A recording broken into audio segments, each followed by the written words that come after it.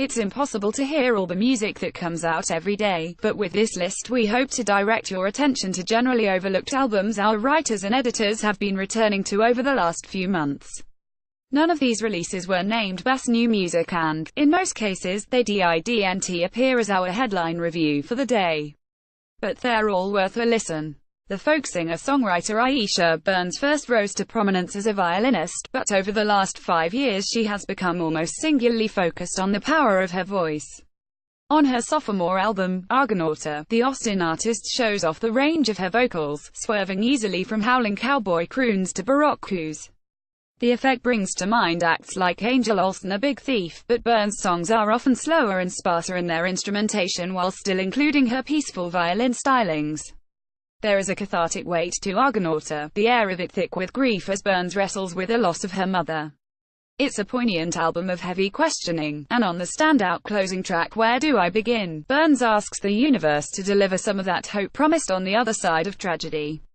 Gillian Mappy's electronic music's spiritual dimensions are often assumed to begin and end with the dance floor, but what if they went further than even the most deeply felt Friday night epiphany? What if transcendence were encoded in the very waveforms of sound? That's the animating question behind Swiss producer Aisha Debbie's DNA Feelings, which recasts electronic futurism in unusually curious terms.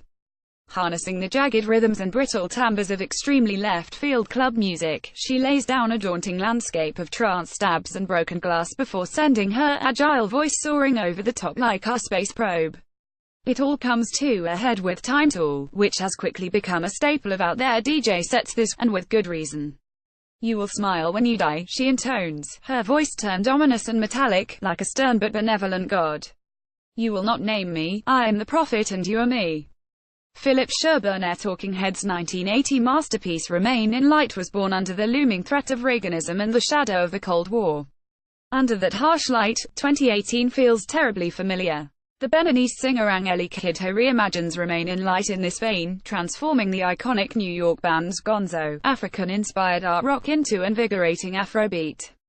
Alongside Vampire Weekend's Ezra Koenig, Blood Orange's Devonte Hines, and Afrobeat icon Tony Allen, Kidjo rewires Talking Heads' nervy polyrhythms and paranoid soundscapes into celebratory compositions, topping it all with her beautiful pipes. But Kidjo doesn't just remake these songs, she recontextualizes them completely. Where David Byrne was elliptical in his political messaging, Kidjo is unsparing. She adds new lyrics, singing frankly about skin bleaching, attention span killing tech, and the history of slavery. Kidjo's take on Remain in Light is more than just a powerful tribute, it's an essential piece of political pop music that speaks to the dread of today.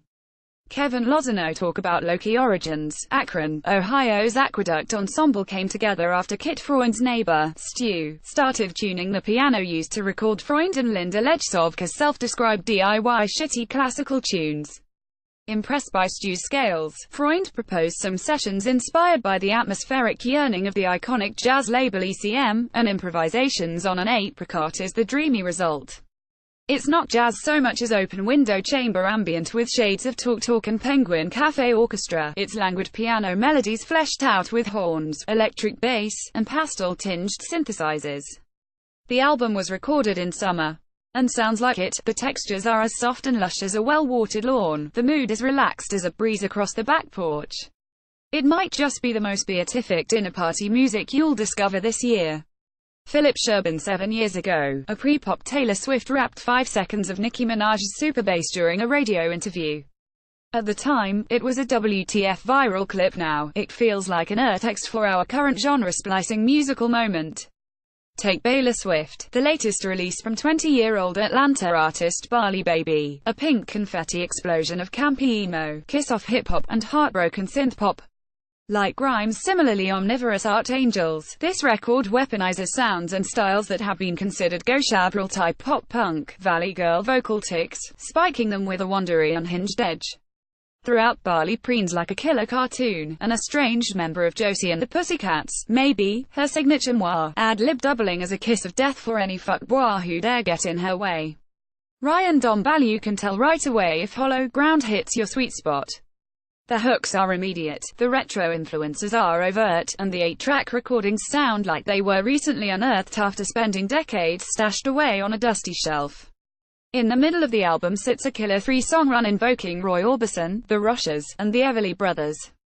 But Max Clark, the Brooklyn singer-songwriter behind the project, isn't offering lo-fi homage to his favorite songwriters so much as HES igniting the wistful sounds of a 20-year stretch of musical history, spanning the late 50s to the 70s. This debut lives in a dreamy place where surf rock, girl groups, and downtown folk meet lonesome lap steel and jaunty piano pop, as Clark sings about uncertainty and longing and love. Gillian Mappus Dirty Guns, the LA-based dancehall label run by Cameron Stallones and M. Geddes Gengras, has cultivated a deep relationship with the music of Jamaica.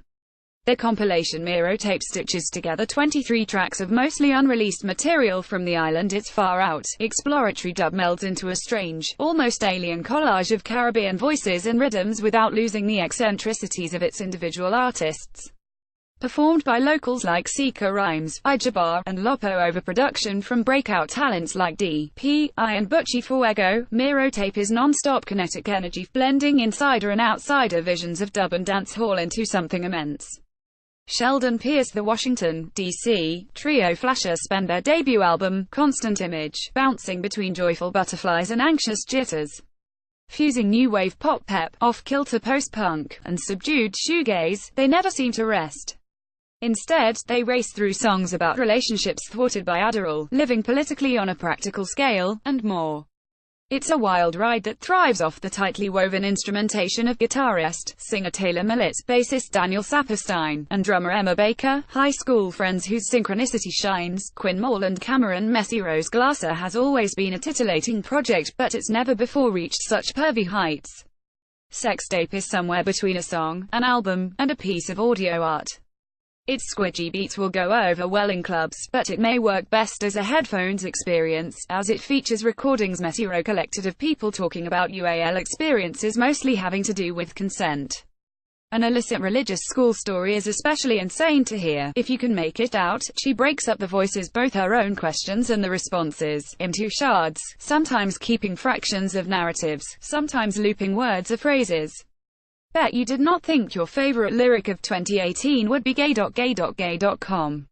Matthew Schnipperhackwood and the Hammerheads have a reputation as one of New York's most exciting punk bands.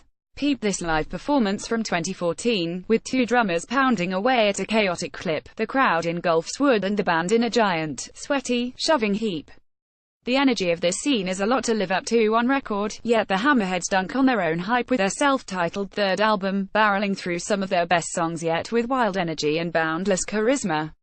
Hank Wood oozes confidence, punctuating every other line with "in a" or "a baby." Practically every song has him screaming about being lonely and wanting to die and needing to lay down on the floor for a while. Through all that writhing tumult, HES a live wire presence, yammering over faux organ keyboard melodies, speed punk drums, and bluesy guitar solos. It's a high watermark for rock records this year, fuel for the musty moshing masses. Evan Minsker clothes that smell like parliaments, the thrill and trepidation of romance, conversational lo-fi fuzz pop written and produced by a studio engineer. This is Illuminati Hotties, the solo project of Sarah Tudson. The young polymath's debut album, Kiss Year for Enemies, shows her to be a discoverer. Her songs bounce with wonder and bemusement, free of cliches and the cynicism that comes with overthinking. She crafts with a tinkerer's care. Her arrangements burst open with fuzz and noise into charming sunshine pop and wilt into whispered, bucolic melancholy. Writing like this is uncommon. It's not the big picture, it's just a bunch of detailed, weird, funny theories about the heart that don't really need to be true in the long run. They just feel true in the moment. Jeremy D. Larson.